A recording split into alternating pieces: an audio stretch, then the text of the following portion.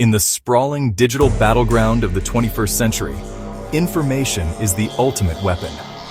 Narratives are forged, reputations are shattered, and public figures can become unwitting soldiers in a war they don't even know is being fought. It's a world of shadows and whispers, where a single name, amplified in the right corners of the internet, can become a powerful tool of influence. This is a story about what happens when one of America's most recognizable conservative voices suddenly began to echo in the most unexpected and alarming of places. Charlie Kirk. To millions, he's the founder of Turning Point USA, a stalwart of the American right, and a dominant force on social media. His brand is built on unapologetic American patriotism. So imagine the sheer dissonance when his name began to surface far from the rallies and news studios he calls home. It started as a trickle, a series of digital breadcrumbs leading into the dark heart of a global information conflict. These weren't mentions from his political opponents in the US. This was something else entirely, something foreign and seemingly orchestrated. The first signals emerged from the polished, state-controlled studios of Russian media. On platforms like RT and Sputnik, Kirk's image and ideas were being curated and repackaged for a global audience. But he wasn't just being reported on, he was being framed. His conservative stances were selectively amplified, presented as evidence of a fractured America, a narrative that perfectly serves the Kremlin's agenda. He was becoming a caricature, a useful symbol in their propaganda machine. The question wasn't just they were talking about him, but they had chosen him. Then, the trail went deeper, away from state television and into the murky depths of the web. His name started appearing on obscure political blogs, pro-Kremlin forums, and, most disturbingly, within encrypted chat rooms hidden on the dark web. These weren't open discussions. This was the operational level, the digital back alleys where disinformation campaigns are born. In these encrypted spaces, among anonymous users and strings of code, his name was being passed around not as a person, but as an asset, a keyword. The context was stripped away, leaving only a name linked to clandestine activity. Is this a coordinated campaign? A sophisticated smear? Or is it something more complex? A bizarre form of digital appropriation? The pieces of the puzzle are scattered across continents and digital platforms, from state-sponsored newsrooms in Moscow to the anonymous encrypted forums that thrive in the shadows. A clear picture has yet to emerge, but the pattern is undeniable and deeply unsettling. It forces us to ask a critical question. What exactly is going on here?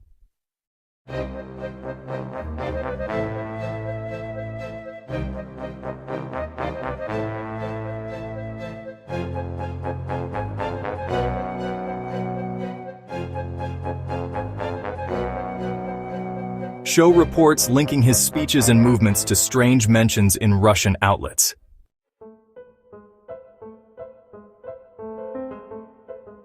Shared ideology? A new political alliance forming? Influence campaigns across borders? Or something hidden from public view?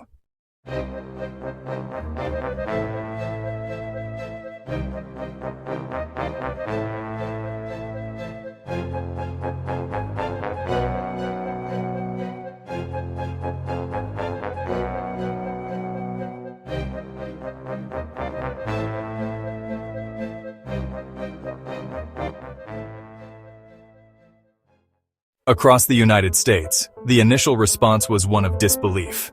On 24-hour news channels, the usual partisan bickering fell silent, replaced by a rare, unified shock. Commentators, typically armed with confident talking points, were visibly shaken, grasping for words to describe the scale of the event. Phrases like a digital Pearl Harbor and an unprecedented act of aggression were repeated in somber tones. Behind the scenes, a frantic scramble was underway. Intelligence agencies were caught flat-footed, and the White House struggled to project control amidst the chaos. The question on everyone's lips wasn't just who did this, but a more terrifying one. What comes next? The nation held its breath. Meanwhile, on the other side of the world, the reaction was starkly different. On Russian state-controlled television, there was no panic. Instead, analysts adopted a posture of calm, clinical detachment. With the Kremlin's spires in the background, they spoke not of an attack, but of strategic narratives and asymmetric responses. They framed the event as an inevitable consequence of American hubris and a failure of its global security apparatus. Some commentators hinted this was a teachable moment for the West, a demonstration that the unipolar world order was over. While stopping short of claiming responsibility, the message was clear. A new power dynamic was at play. Away from the polished news desks, the digital world exploded. On platforms like Reddit and X, a firestorm of speculation raged. Citizen sleuths worked feverishly, dissecting every scrap of information. Conspiracy theories bloomed in the fertile ground of uncertainty. Was this the work of a rival superpower, a rogue nation, or a shadowy cabal? Some threads pointed to leaked, unverified documents suggesting a false flag operation. Others shared grainy satellite images and complex network diagrams, claiming to have found the digital smoking gun. The online world fractured into countless echo chambers, each with its own version of the truth, turning the information space into a battlefield. The story became the singular focus of the planet. From Tokyo to London, every news outlet led with the same terrifying headline. European allies voiced solidarity, but privately questioned their own defenses. In the global south, leaders watched with a mixture of apprehension and grim fascination, witnessing the vulnerability of a superpower laid bare. The event wasn't just a news story. It was a global seismic shock, redrawing the lines of power and fear on a planetary scale. The threads we've followed have led us to a startling and unsettling intersection. The name of a prominent American conservative voice, Charlie Kirk, echoing in the halls of Russian political discourse. It's a connection that seems, at first glance, improbable. Kirk, the champion of American patriotism, the face of a new generation of conservative youth, seemingly worlds away from the geopolitical machinations of the Kremlin. But as we've seen, the world of influence is rarely straightforward. The whispers are not random noise, they are signals. And these signals suggest a convergence that demands our scrutiny. To understand the gravity of this, we must first appreciate the scale of Kirk's influence. Through Turning Point USA, he has cultivated a powerful movement, mobilizing hundreds of thousands of young minds on college campuses and online. His message, a potent blend of free market capitalism and cultural traditionalism, resonates deeply with a segment of America feeling left behind by a rapidly changing world. He is not just a commentator. He is a shaper of narratives, a figure who holds significant sway over the future of the American right. This is the power that has seemingly caught the attention of observers thousands of miles away. But why Russia? Why would figures within a geopolitical adversary take an interest in an American youth leader? The answer may lie in a shared ideological undercurrent.